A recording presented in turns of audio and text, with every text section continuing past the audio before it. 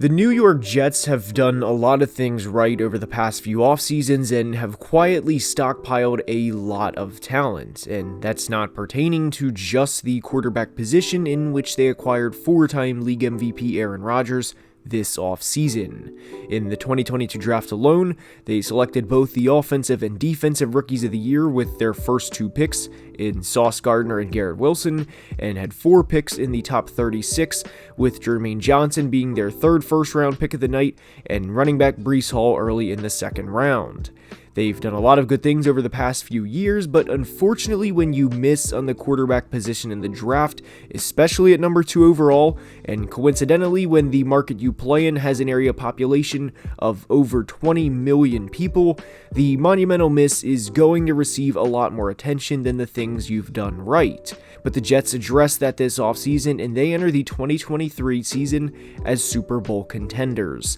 And I know that may sound surprising to some, but over the course of today's video, we will break down why the Jets are Super Bowl contenders and why they can and will make noise this year.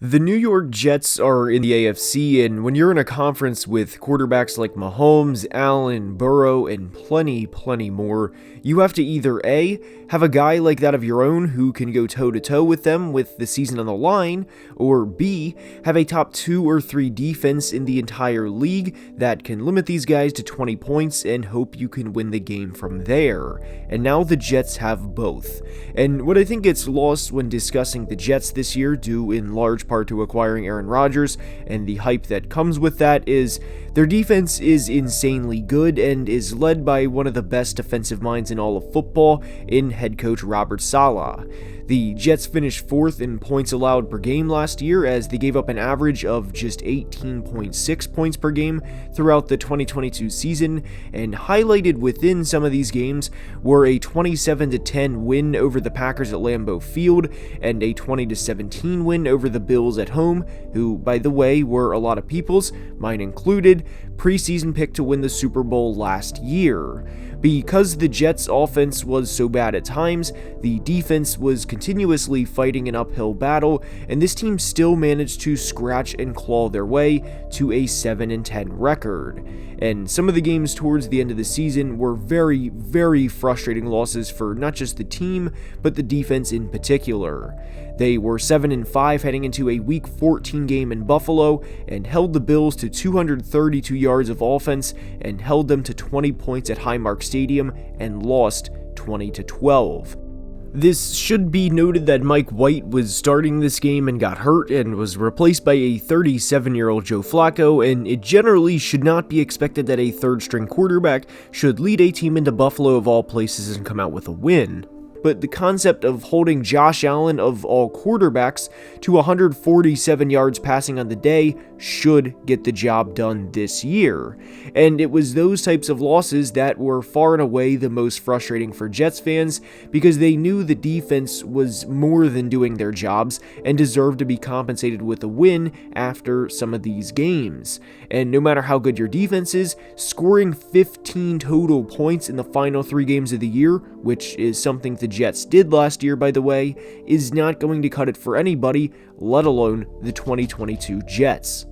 And due to this, along with several other things that happened throughout the 2022 season, like the infamous 10-3 loss in New England, in a game the Jets had 6 total first downs and 103 total yards of offense, a change was needed at the quarterback position, and insert Aaron Rodgers. In 2021, Rodgers won his 4th MVP as he threw 37 touchdowns to just 4 interceptions and had a passer rating of over 111. And just 3 years ago, Rodgers had one of the best seasons of all time, as he had an incredible touchdown to interception ratio of 48-5 and had a passer rating of over 121. And if you guys know me by now or are new to the channel, I am not going to have a scorching hot take and say Rodgers is going to set the tone early and have the first 50 touchdown season of his career at 39 going on 40 years old. No. But what I will project Aaron to do is be similar to the player he was in 2018 and 2019, in which he did not turn the football over, and in 2019 specifically more so than 2018, lean on the ground game, which was something Rodgers at that point in time was not used to doing. And in 2019, the Packers turned the ball over just 13 times in a 16-game season, and Rodgers threw just 4 interceptions on 569 nice passing attempts, meaning he threw an interception on less than 1% of his passes. The Packers had a great 1-2 punch of Aaron Jones and Jamal Williams at running back, and while Davante Adams has been on an absolutely insane tear over the past few years, he missed some time that year and the Packers changed what they were doing offensively. And how this plays into the Jets' 2023 season preview is they don't need Aaron to be a 45 or 50 touchdown passer this year. They need him to come in and right the ship and, for lack of better wording, basically not shit the bed and lead an offense to an average of just 8.8 points per game over the final 5 games of the season. The Jets were outscored 93-44 over the final 5 games of 2022, and had they had even league average quarterback play, it's not unreasonable to think they finished the season with an 11-6 record and make the playoffs, and after that, who knows? And to go back to the 2019 Packers season for a minute and what we can expect of Aaron Rodgers and the offense this year, is Aaron Jones had 1,084 rushing yards that year with 16 rushing touchdowns, and Jamal Williams was his backup and had nearly 500 yards rushing. While 16 rushing touchdowns is a lot for any player, the Jets have a trio of backs in Breece Hall, Michael Carter, and rookie running back Israel Abanikanda that collectively can accomplish something similar to this, and this is a big reason as to why I'm so excited about the Jets' 2023 season. This also isn't to say the Jets are going to run the ball exclusively, because it's not, and Rodgers, granted, he only cleared it by 2 yards, but he still threw for over 4,000 yards in 2019. And the Jets have a second-year receiver in Garrett Wilson, who should take a big step this year. And for reference, last year Garrett caught 83 passes on 147 targets for a catch percentage of just 56.5, which is not very good, the catch percentage that is. And Christian Watson of the Packers, a fellow 2022 rookie, had a catch percentage of 62.1%, and if Wilson caught his passes at the same rate Watson did, we would have been looking at an additional 8 catches for probably around 100 yards for Wilson in a season where he already won the Offensive Rookie of the Year award. I am all in on Breece Hall this year, and I even like the guys behind Breece in the backfield as mentioned in Carter and Abanikanda, and a guy I really like a lot on the Jets is offensive lineman Elijah Vera Tucker. Elijah's 2022 season ended prematurely, and having him back will be a big advantage for the Jets this year. The offensive tackle depth admittedly scares me for them this year, but if they can stay healthy, the Jets should be in for a good season. The tight ends they have in Tyler Conklin and CJ Uzomah certainly won't get confused with Travis Kelce, but they can move the sticks and get the job done. And Conklin quietly finished the year second in receiving yards in 2022.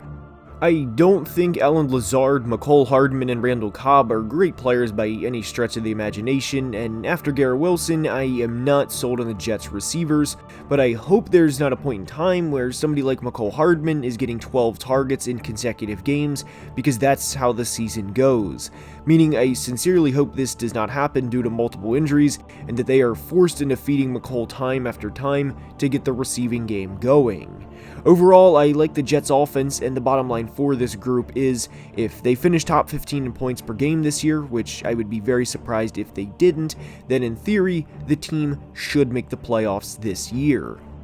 And another big reason why I think the Jets are going to seriously contend this year is due in one part to something that all quarterbacks hate having to go up against, and that's a great pass rush. The Jets had 3 guys in 2022 have 49 or more pressures, with Quinnen Williams leading the way with 52 pressures, as he would go on to have 28 quarterback hits, 12 sacks, and be named a first-team All-Pro. Facing a great interior pass rush is hell for both opposing offensive lines and quarterbacks, because if he gets through the line, there's nowhere to go. Yeah, you can do the occasional drift back like you see Mahomes do at times, but if you have a 300-pound man running full speed right at you, your instinct is going to be either to run or to fall down, and I don't blame quarterbacks for doing either. But Quinnen is not a one-man show, as Carl Lawson had 7 sacks last year and had 49 pressures, and rotational rusher Bryce Huff had 36 pressures, and a player like Huff is so underrated because of the presence he brings. He only had 173 pass rushing snaps last year and had a win percentage of 25.6%, which is insane. Granted, a 25.6% win rate is not sustainable, but to compare to some other greats around the league, Myles Garrett had a 22.5% win rate, Nick Bosa had a 19.9% win rate, and Micah Parsons had a 19.3% win rate. These guys are all good at what they do, and this is all without mentioning Jermaine Johnson, a 2022 first-round pick who should be more refined this year and a player who played sparingly in his rookie season, and oh yeah, Will McDonald, their 2023 first-round pick. Admittedly, I was critical of the McDonald pick at the time, and I was not a huge fan of the pick, but that was because of the Jets opting to not draft a tackle and putting their eggs in the basket of a 38-year-old left tackle in Dwayne Brown. I also thought they slightly reached on McDonald, as I thought he was around the 25th to 30th best player in the draft, yet they selected him at 15. However, if you put a first-round caliber prospect or even a high second-round caliber prospect in that situation, if that's where you believe McDonald was, it's almost impossible for them to not thrive in a situation like this unless they are a flat-out draft bust. Will McDonald entering this situation, and Jermaine Johnson too for that matter, from a pass rush standpoint, is equivalent to Bryce Young being drafted by the Bengals and getting to throw to Jamar Chase, T. Higgins, and Tyler Boyd. The Jets pass rush is that good, and we will be hearing from them all year long. And they will make opposing teams' lives hell because they have pass rush on pass rush on pass rush. Oh, and by the way, if that's not enough, they have arguably the best corner duo in football in Sauce Gardner, who you guys know all about, and there was a reason he was a first-team All-Pro as a rookie, and DJ Reed, who had a big year in 2022. This team is going to be tough to run against, they're definitely going to be tough to pass against, and they're going to be a complete nightmare to play as the young defensive core gets older and more experienced. They allowed the third fewest passing yards last year, and with a better pass rush and another year of Sauce and DJ as the top 2 corners, I expect 2023 to be another year of a no-fly zone.